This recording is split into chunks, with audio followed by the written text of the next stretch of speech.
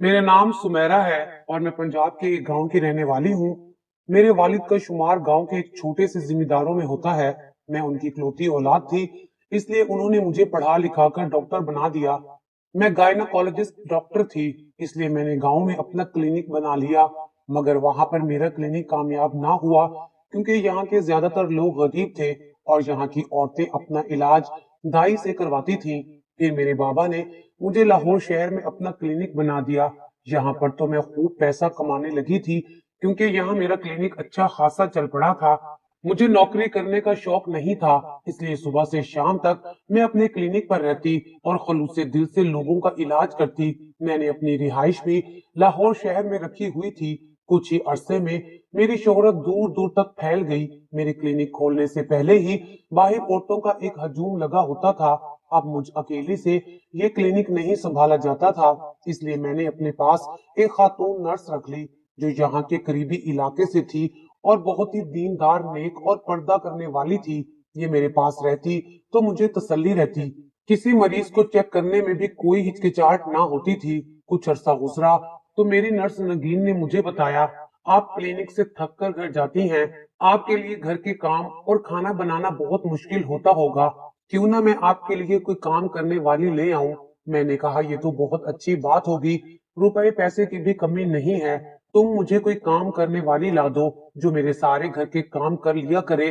बेशक रिहाइश भी मेरे साथ ही रख ले, वैसे भी मैं क्वार्टर में अकेली रहती हूँ। अच्छा हो जाएगा कि कोई मेरे साथ रहेगा। कुछ अरसे बाद अम्मा अब्बा भी मेरे पास ही आ जाएंगे। उनके कामों के लिए भी एक काम करने वाली चाहिए होगी। यूं चंद ही दिनों में मेरी नर्स ने मेरे लिए काम करने वाली का बंदोबस्त कर दिया।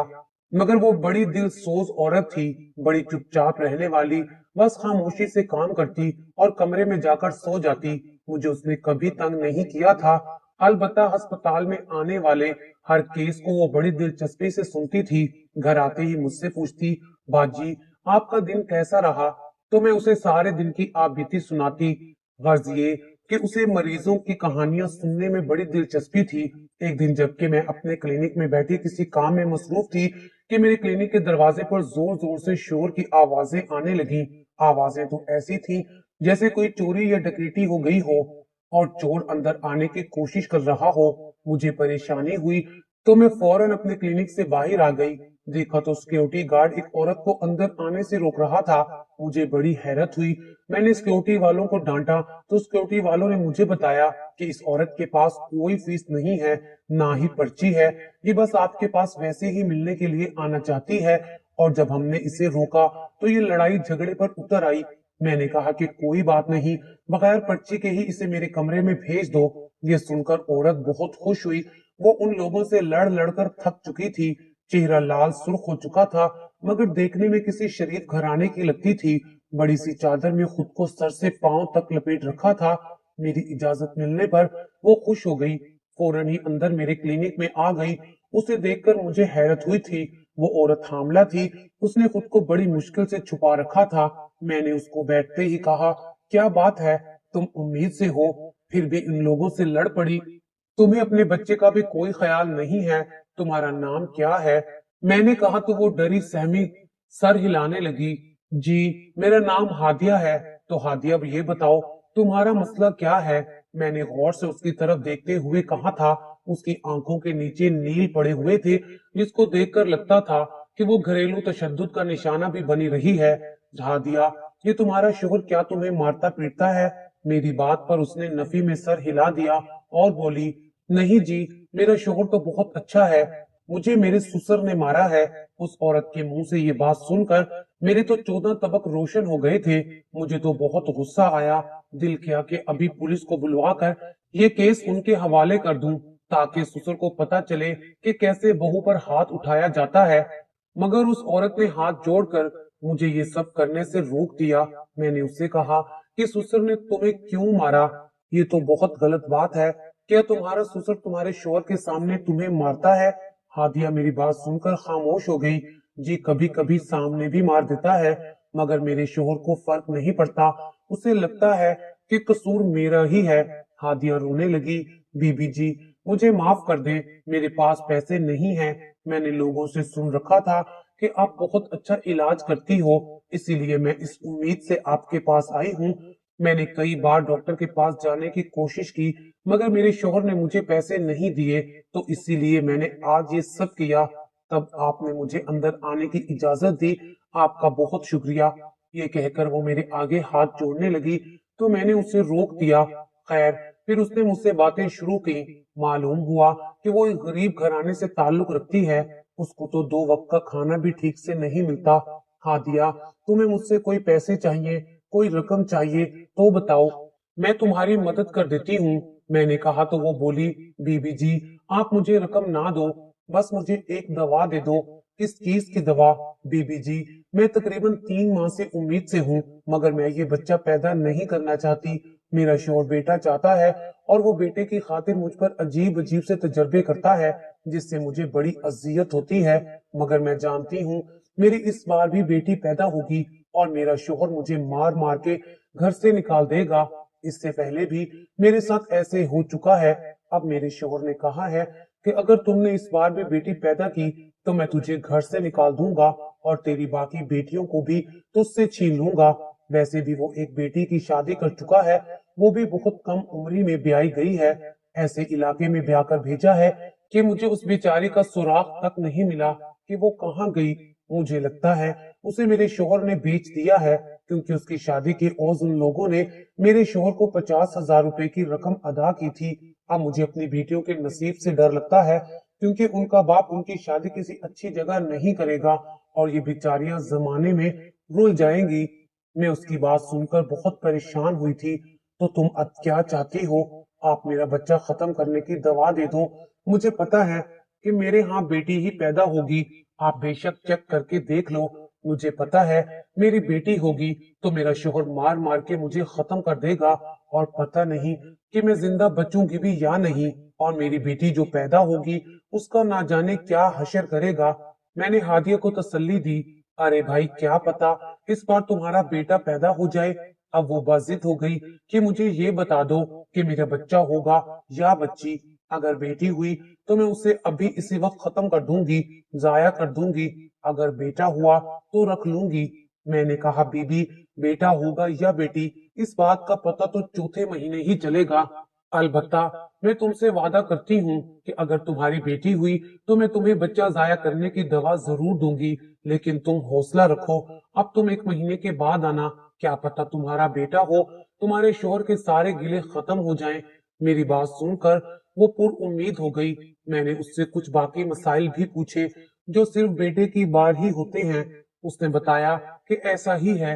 इन सब निशानियों को मद्देनजर रखते हुए मैंने उसे बड़ी उम्मीद दी थी कि तुम्हारा बेटा ही पैदा होगा। खैर से वो चली गई तो मैं सोचने लगी, इस दुनिया में कैसे कैसे लोग बसते हैं। मेरे दिमाग में काफी अरसा वही औरत घूमती रही।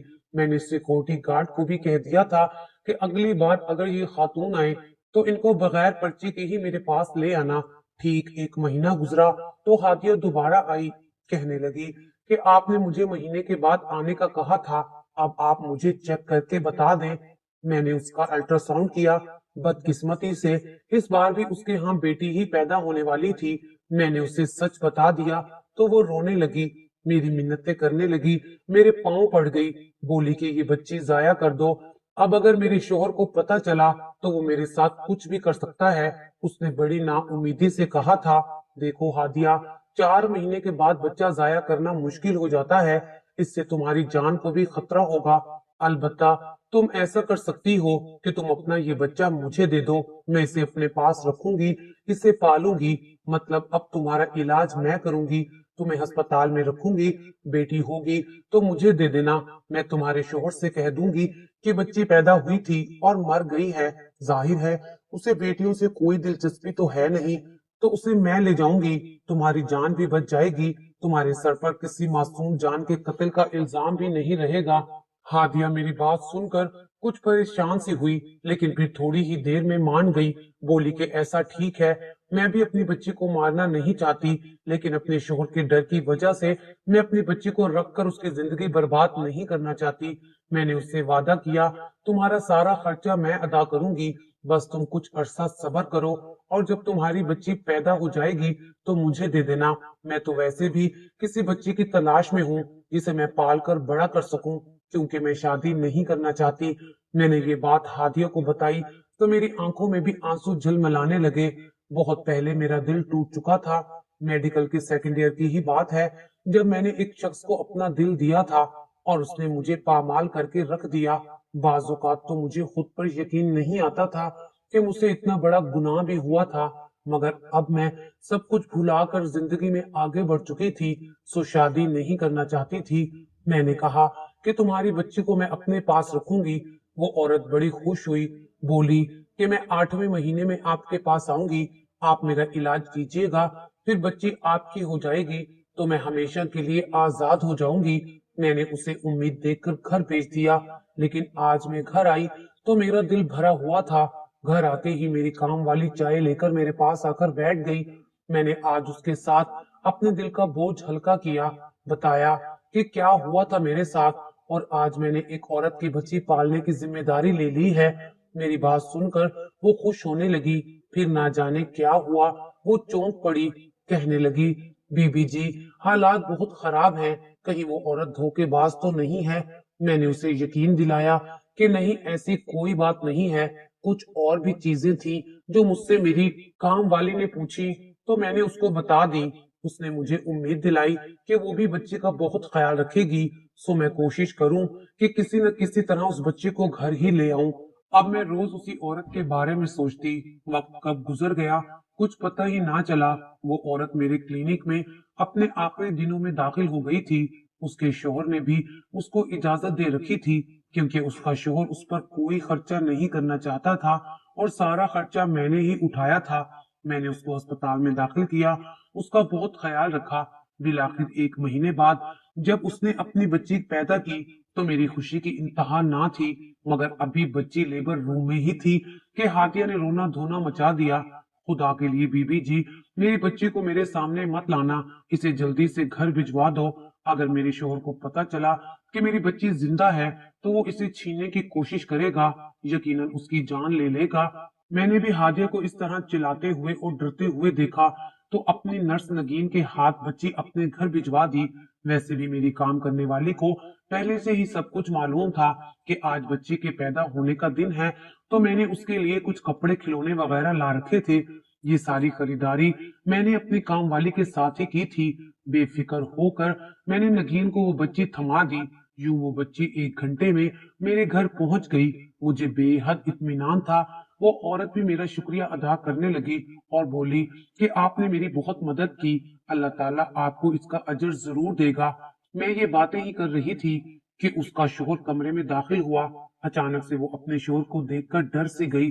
मैंने उसके शोहर को बड़े ही सख्त लहजे में बताया, आपकी मुर्दा बेटी पैदा हुई है, आपने अपनी बीवी का बिल्कुल भी ख्याल नहीं रखा, इसे कुछ खिलाया पिलाया नहीं, इसी वजह से हम बच्चे को बचा नहीं सके। वो आदमी बड़ा ही सख्त मिजाज का था, बोला कि अच्छा हुआ मरी हुई पैदा हुई, वरना तो मैं ही मार देता। मुझे उस शख्स के इरादों पर बहुत हैरत हुई थी, क्योंकि ऐसा कभी किसी को मैंने कहते नहीं सुना था कि वो अपनी बेटी की जान ले ले। खैर वो शख्स चला गया। उस औरत ने भी मेरा शुक्रिया अदा किया। वो बोली, मेरी बेटी का ख्याल रखना, मैं दोबारा ना जाने आपसे मिलूं या ना मिलूं, मेरी बच्ची आपके पास रहेगी, खुदा करे कि वो हमेशा खुश रहे। ये कहकर वो अस्पताल से डिस्चार्ज हो गई। मैं भी सारा दिन यही सोचती रही कि घर जाऊंगी तो बच्ची से मिलूंगी, उसे गले लगाऊंगी, उसकी परवरिश अच्छे तरीके से करना शुरू करूंगी। रात के तकरीबन 7 बजे जब मैं क्लिनिक से निकली तो मेरा दिल ना जाने क्यों जोर जोर से धड़कने लगा। मेरी छठी हिस्स मुझे खबरदार कर रही थी कि कुछ गलत होने वाला है। मैं अपनी गाड़ी खुद ड्राइव किया करती थी। क्लिनिक से निकली और अभी रास्ते में ही थी कि किसी ने मेरी गाड़ी के आगे आकर अपनी मोटरसाइकिल रोक दी। ये देखकर मैं डर गई थी। अमूमन ऐसे वाकयात तभी होते थे जब कोई डाकू लूटने का इरादा रखता हो। मैं तो ये सब देखने की हिम्मत नहीं रखती थी, मगर आज ये सूरत हाल पेश आ गई थी। मैंने भी गाड़ी रोक दी। सामने वाला शख्स बहुत खतरनाक लग रहा था। मैंने गाड़ी रोकी तो वो बाइक से उतरकर मेरे पास आया और बोला, बीबी, तुमने हमारी मासूम बच्ची को अपने घर में क्यों छुपा रखा है? क्या मतलब, बच्ची को छुपा रखा है? मैं ऐसा क्यों करूंगी? मैंने घबराते हुए कहा, मैं सब जानता हूँ, मेरे सामने चालाकी करने की कोशिश मत करना। उसने मुझे जान लेने की धमकी दी तो मैंने कहा, मैं किसी की बच्ची खुद से क्यों रखूंगी? मेरे पास कई लोग आते हैं, मैं तो उनकी मदद करती हूँ। ऐसे ही एक औरत आई थी, उसने मुझे कहा था कि अगर उसकी बच्ची जिंदा पैदा हुई तो वो अपने शोहर के हाथों खुद भी अपनी जान गंवा बैठेगी और अपनी बच्ची की भी जान दे बैठेगी। बस इसीलिए मैं उस बच्ची को अपने घर ले गई हूँ। मैं उसे पालना चाहती हूँ। मैं कोई गैर इखलाकी या फिर गैर कानूनी काम नहीं कर रही। मैंने उस बच्ची की माँ से इजाजत लेकर उसे अपने घर भेजा है। आप समझने की कोशिश करें। मेरी बात सुनकर वो आदमी बोला, मेरा दिमाग पहले ही घुमा हुआ है, तुम मुझे और मत उलझाओ, बस मुझे अपने घर ले चलो। मैं उस बच्ची को लेकर वापस अपने घर जाऊंगा। उस बच्ची के बारे में तुम्हें कुछ भी हकीकत मालूम नहीं है, इसलिए तुम हमारे मामलात में दखल अंदाजी मत करो। मैं बहुत डर गई थी उस आदमी की बातों से। वो आदमी मेरी गाड़ी में ही बैठ गया। उसने बाइक सड़क के किनारे खड़ी की और लॉक लगा दिया और बोला, चलो मुझे अपने घर ले चलो। मेरा दिल बुरी तरह से कांप रहा था। खुदा जाने कि मैंने उस वक्त ड्राइविंग कैसे की। मेरा घर आधे घंटे की दूरी पर था, मगर मुझे घर पहुंचने में 1 घंटा लग गया था। वो आदमी पीछे बैठा मुसलसल मुझे धमकी आमेज बातें कर रहा था, जबकि मेरा सांस खुश्क हो चुका था।